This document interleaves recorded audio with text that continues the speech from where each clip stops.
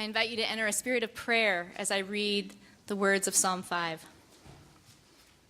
Listen, Lord, as I pray. Pay attention when I groan. You are my King and my God. Answer my cry for help because I pray to you. Each morning you listen to my prayer as I bring my requests to you and wait for your reply.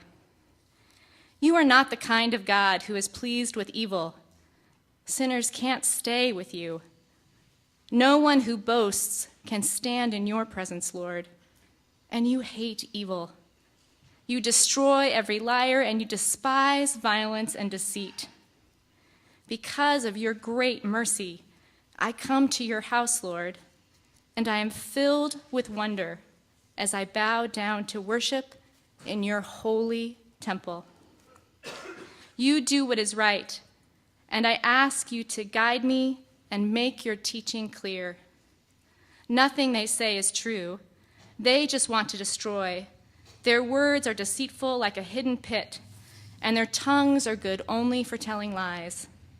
Punish them, God, and let their own plans bring their downfall.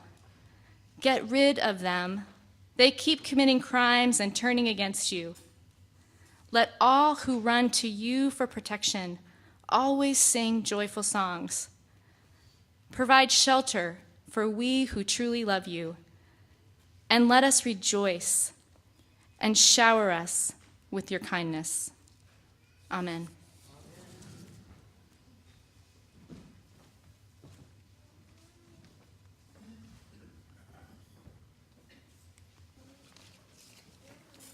Hello, my name is Bob, and I'll be your preacher this morning.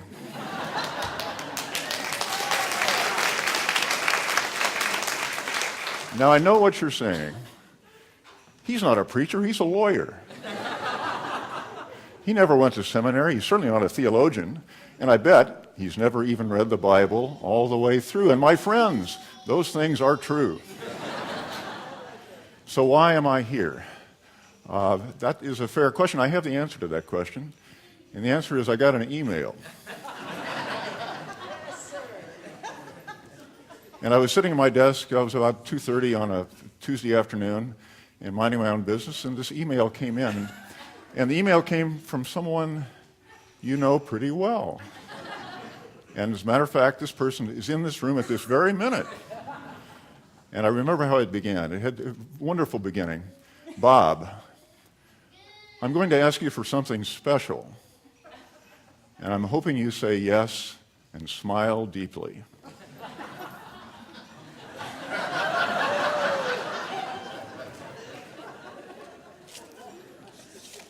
So obviously I said yes because here I am, and I'm saying yes for two reasons. The first has to do with the answer to today's question.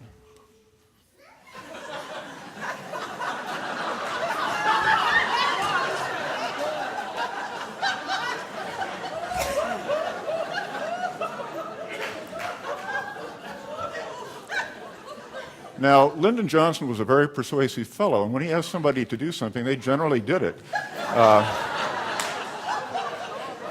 Robert Caro said, for example, that Earl Warren really didn't want to head the commission that investigated the assassination of John Kennedy, but Lyndon Johnson talked to him, and the rest is history. Pat DeYoung is a very persuasive person, and when she asks somebody to do something, they generally do it. That's the first reason.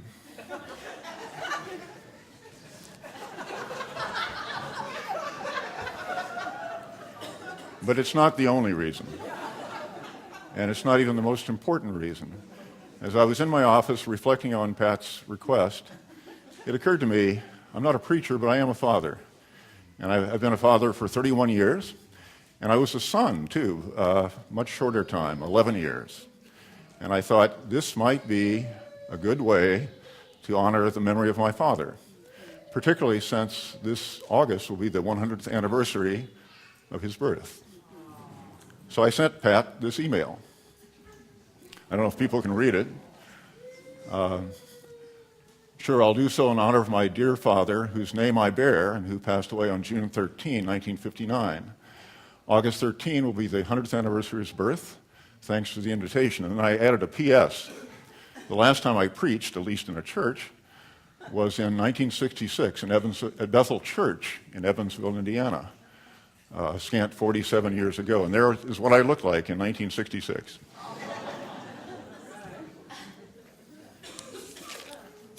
All right, so now I'm here. You know why I'm here. What are we going to do next?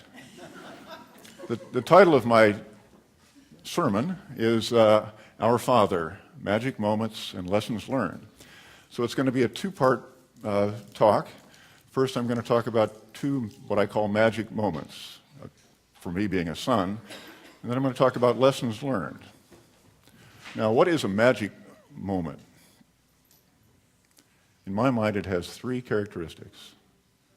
First, it has to be something that's important. Second, it has to be something that you think about, not every day, but it keeps coming up in your mind. You think about it as time goes on, and it has to be a moment where time slowed down. So here's the first magic moment. First, this occurred on June 13, 1959. How many people were alive on June 13, 1959?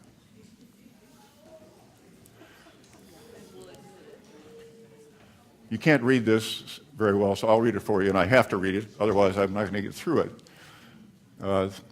I don't see God often, but I do remember one time, more than 45 years ago. It was June 13, 1959, just after supper on a warm Midwestern evening. I'm 11 years old, playing baseball in the big yard behind my house on Mulberry Street in Evansville, Indiana. School was out for the summer, and the living was easy, even idyllic. But my father was very ill. When I saw God, was when my mother walked out into the yard, which she very seldom did, to pick flowers. Time slowed down, finally stopped, and I asked, "Is Daddy going to die?" Slowly she nodded yes, saying nothing. Her face had the most calm, accepting, radiant look I'd ever seen. A gentle smile showing great, deep sadness, yet great peace. The moment passed, as did my kind and loving father later that night. But that memory remains among my most cherished, and it comforts and centers me all these years later. God, who speaks still, was certainly speaking then, left brain and all, I have no doubts. Amen. All right, the second magic moment took place during the time period March-June 2006. Who was alive on during that time period?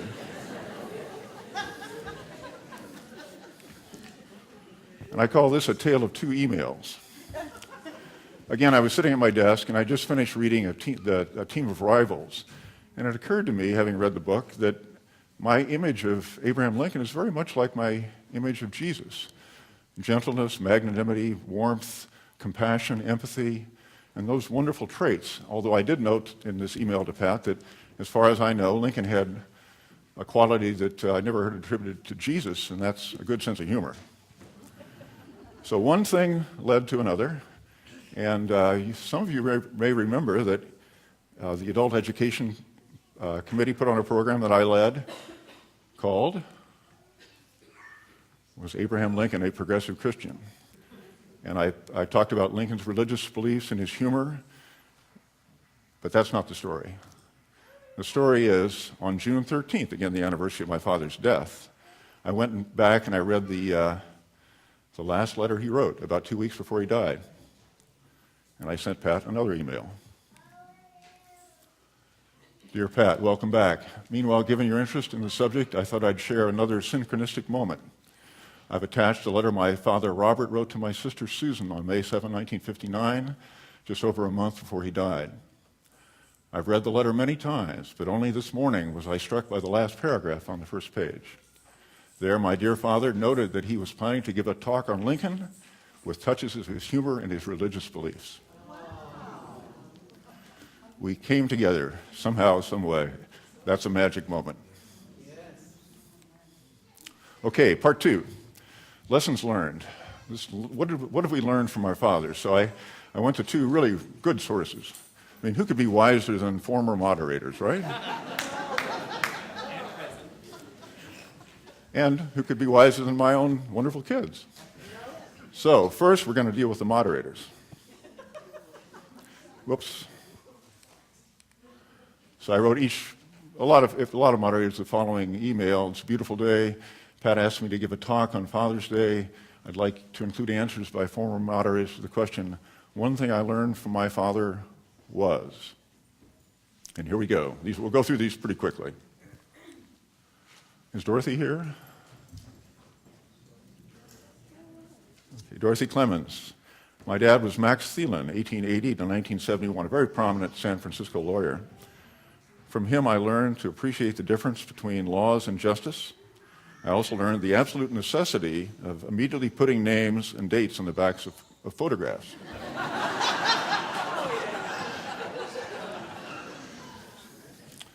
Cal Case. One thing that I learned from my father is best demonstrated by 2 examples. Before you try to repair or fix a non-working electrical appliance of any sort, make sure that it's plugged in. And if that doesn't work, beat on it a while, and if that doesn't work, call an electrician. If a water faucet anywhere in your property is dripping and does not fully stop the water, shut off the water at the valve between the leak and the meter. With proper tools, take the valve apart. It is entirely possible that the 38-year-old washer has finally given up the ghost. Father taught by example. It may be a choice to fix it or skip it, or to skip a TV football game and have a silent dinner with a ticked-off wife. And then he ended with a slightly more thoughtful comment, and that was, service to others comes first. Louis Perry, is he here? My parents' house was well provided with books, and many volumes were from my grandparents' house. There were reference books and dictionaries, so here's my story. When I was a boy, I did much reading, including 19th century novels. The first time I encountered the word prostitute, I asked my father what it meant. My younger sister was in the room, and so my dad said, "Look it up in the dictionary."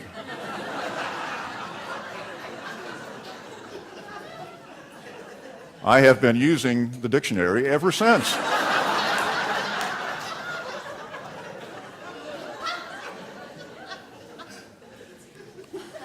Randy Summers. Randy is here. Randy, you here? One thing I learned from my father was meeting with disaster. He would say, "How bad is it? Will we remember it 10 years from today? And even if we do, what will we say about it then?" Terry Jackson. Terry's here somewhere. Hi, Terry. My recollections of my father center on California dreamin'. Not the Beach Boys kind, but it comes from when his family came out to California in the early 20s in an open roadster.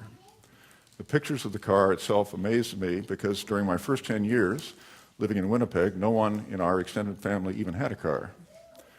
So my dad spent some 20 years or so dreaming about California until he managed to get our family of 3 to San Diego in 1946. What a change from Winnipeg. Grandfather Isaac disowned him initially for leaving, but eventually came around. So what I learned from my dad was how important it is to have a dream. Bruce Danglin. Bruce? This is really good advice. One thing I learned from my father was how to slice a banana into your cereal without making a mess. Peel the top half, support the banana in your hand on top of one of the peels, and with a knife or spoon, cut through the banana, stopping at the peel. Let the slices fall directly into your cereal, and don't discard the peel until you're done with it. Janet McDonald, and both Janet and her father are here. The year I was 14, my parents gave me a dictionary for Christmas, Rebecca Dictionaries. Inside the front cover, in addition to my name, date, and from mother and father, my father had also inscribed, in case someone asks, what's the good word? An asterisk directed me to the bottom of the page where he had written, see pages 868 to 869. Of course, I immediately opened the dictionary and found that the word spanning pages 868 and 869 was love. Barbara Adicott, is she here by any chance? One thing I learned from my father was that he bestowed upon my brother and I absolute unconditional love. He was a genuinely gentle and kindly man who always had great respect for others. Bob Hellison, I know he's here. My father told me that if you can't say something nice about someone, don't say anything at all. Carmel Knudsen, there she is. There were two things I remember my father saying that have helped me stayed with me and helped me often. Both of them are great. Boredom is a result of a lack of creativity, and happiness is a choice. The first one was when I was a teenager, and the second one happened when I asked if he was happy in his continuing care facility. He followed up with, why on earth would I choose to be unhappy? Boyard Rowe. Boyard, are you here? There he is. One thing I learned from my father was how to be a church person. I learned about the give and take of a faith community, about how to be nurtured by that community, as well as how to be a contributing member. My father had been a Methodist and congregational minister and was a progressive Protestant Christian before there was a UCC. Mo Wright. I don't know if Mo's here today. My father's favorite refrain was, what are you going to do when I'm not around?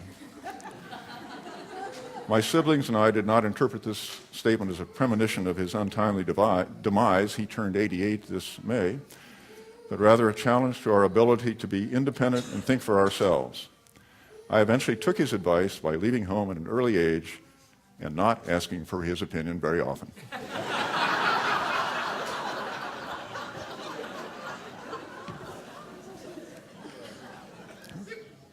There we go. Henry Snyder, I don't think Henry's here. My father was a model of kindness, sympathy, patience, empathy, and considerateness. If teaching by example counts, that would be his greatest lesson, though I'm not sure I was or am his best student. I do remember how he taught us to drive in the mountains in the days when the roads were not so great. It was again a reflection of his patience, empathy, and considerateness. Carol Ingram. My dad, you're really going to like this one. My dad taught me what he also learned from his father, that we should live our lives in service to others. When he was 89, he fell and hit his head, which led to a decline in health, confusion, and ultimately to his death. A hospice nurse came to visit him and carefully explained how hospice worked. And as he listened quietly, he paid much attention when he was listening on his bed. When she finished, she asked if he had any questions. He got up on one elbow and said, well, I think I could help out a couple of days a week.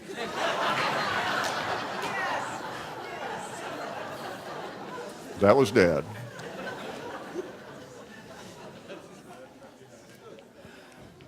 Diana Graham. One thing I learned from my father is that it's fun to volunteer. I always wondered what he would do when he retired because he really didn't have any hobbies. My mother had always done volunteer work, so when he retired, he joined her at the Red Cross mobile blood drives and had his own projects like driving older guys to meetings or appointments. He really enjoyed doing things for others. Charles Taylor. Charles is here. There's Charles. Dads are almost inseparable from teachers. They are role models, imparters of guidance, people who set examples, both good and bad, and teachers who clarify and enhance messages from school, church, and life experiences.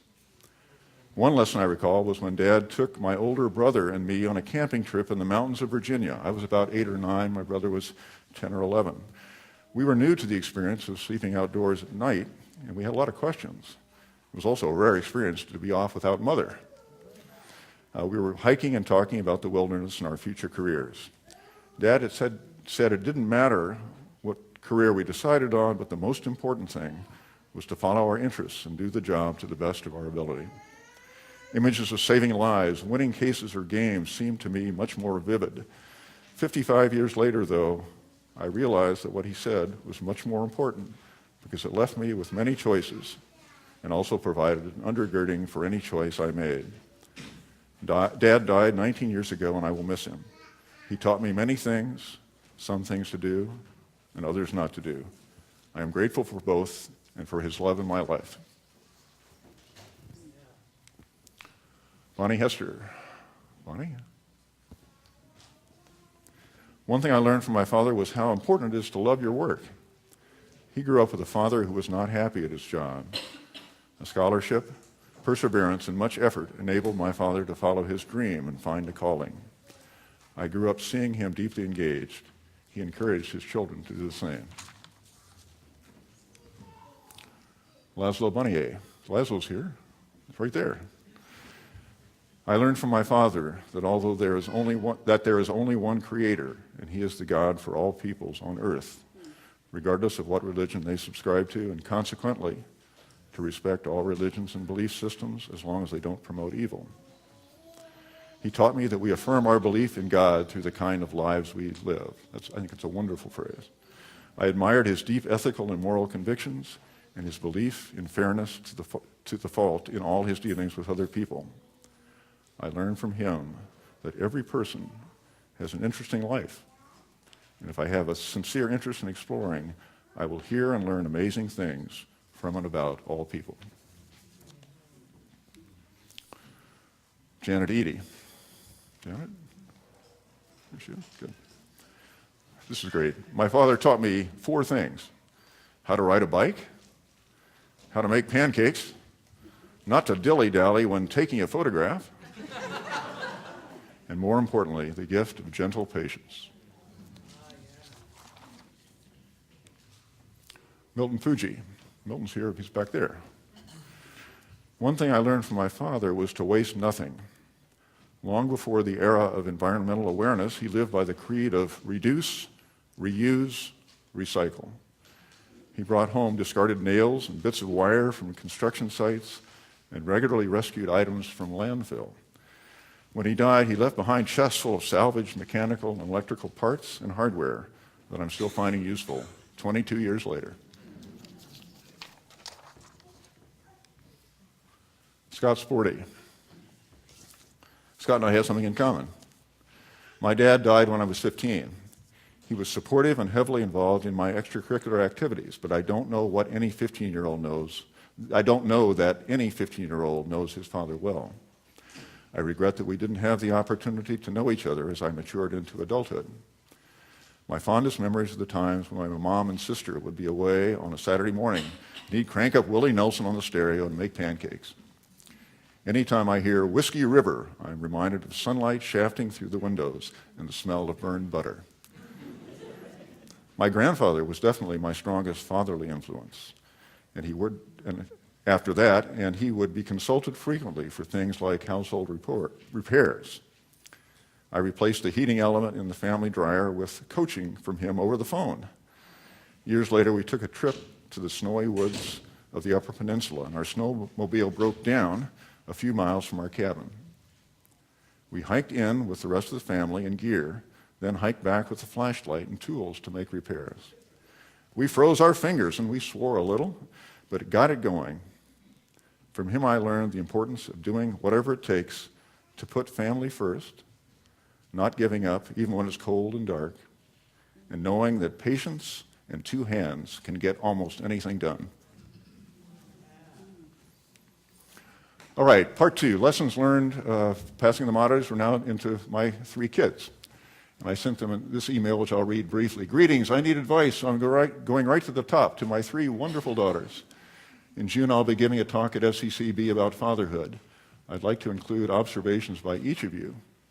So I'd invite you to provide a short answer to this question.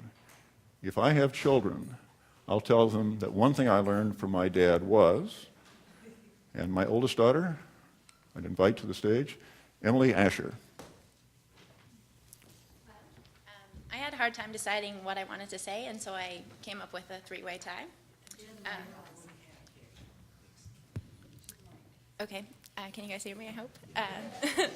So I said that I had a hard time deciding, so I came up with three things, and I thought it was a tie among them. So the first was, this too shall pass. Thank you. Thank you. This too shall pass. The second was, sound mind, sound body, and spirit. And the last is the key to getting through graduate school, which is milk duds last forever. Thank you, dear. Thank you, dear. Thank you. Okay, number two. This is my daughter, Allison Stumpf, and she's going to be married 2 weeks from yesterday.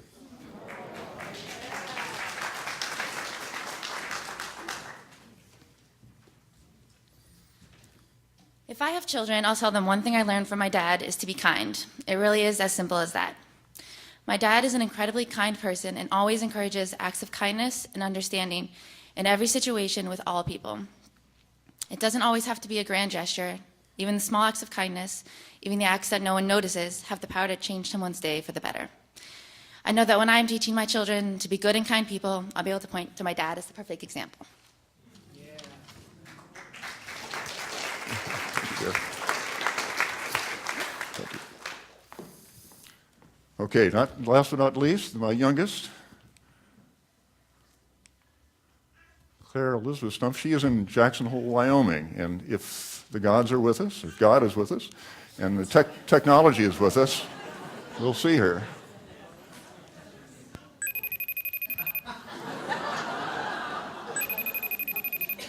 It could take a minute or so be patient.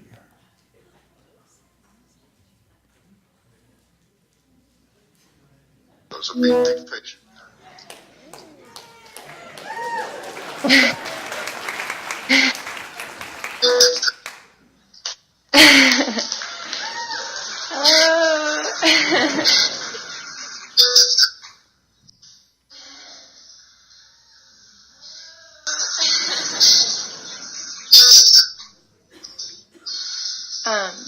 One thing I learned from my dad was how to be open-minded and still maintain conviction.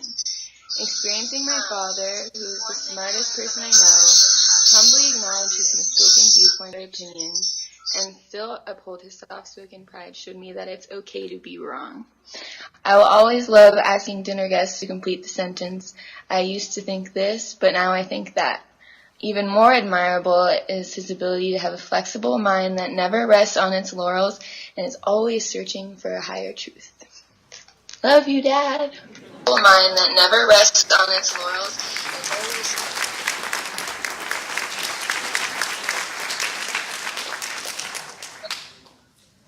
So, we're almost at the end.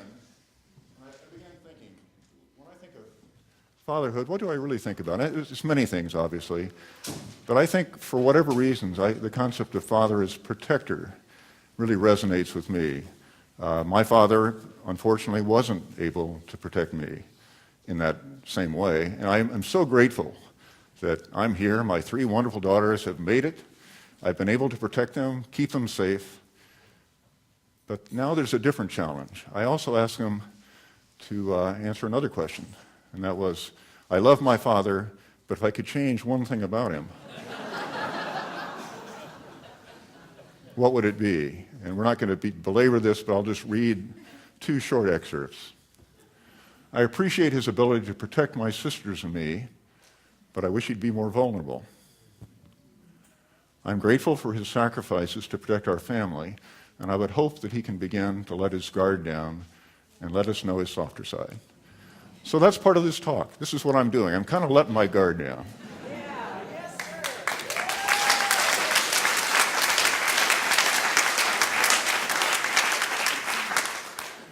And I would invite you to join me in the Lord's Prayer, and perhaps on this one day, instead of using the more inclusive language, our Creator, maybe we could just one time say, Our Father, as a group. So please join me. Our Father, who art in heaven, hallowed be thy name. Thy kingdom come, thy will be done, on earth as it is in heaven. Give us this day our daily bread, and forgive us our debts as we forgive our debtors. And lead us not into temptation, but deliver us from evil. For thine is the kingdom, and the power, and the glory forever. Amen. Thank you.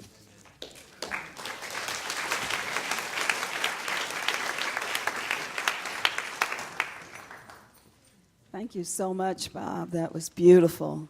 I want to just call my own father's name, John Harvey Jefferson, and he's the one from whom I get a lot of my creative and artistic self. I'm really happy also to have with me today Minister Ernest Larkins, who's joining us. He's a member with me at City of Refuge, and you'll be seeing him, and you'll hear more about him next week. So we're going to sing a song. We've modified it a little bit. But in our tradition, in African-American tradition, in many ways, we would sometimes talk about God being a father for the fatherless and a mother for the motherless. That's part of how we understand God and God's faithfulness as a protector. So we pray that you would just enjoy the words of this song.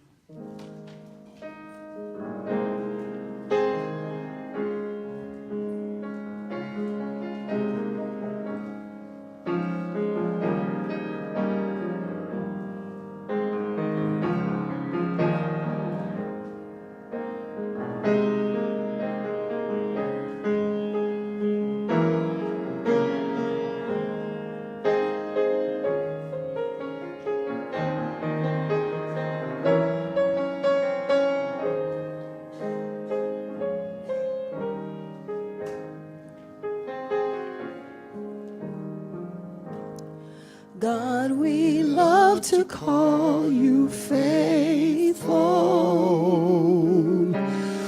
Faithful is what you are to me.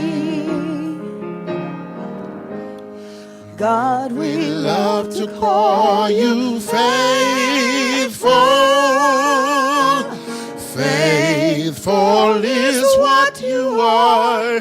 Faithful is what you are. Faithful is what you are to me. And God, we thank you for our fathers. Fathers by the Spirit, blood, and love. God, we thank you for our fathers. Fathers are what they've been. Teachers are what they've been. A blessing is what they've been to us. God, we thank you for our fathers. Fathers by the Spirit, blood, and love. God, we thank you for our fathers. Fathers are what they've been. Teachers are what they've been. A blessing is what they've been to us. God, we love to call you faithful. God, we love to call you faithful. Faithful is what you are to me. God, we love to call you faithful. Faithful is what you are. Faithful is what you are. Faithful is what you are. Faithful is what you are. Faithful is what you are to me.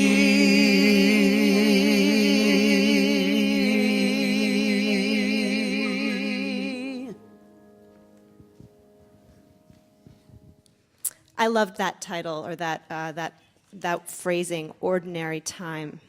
Because I think so much in our lives that's what we're looking for a little bit more of, aren't we? A little more ordinary time. I know I am.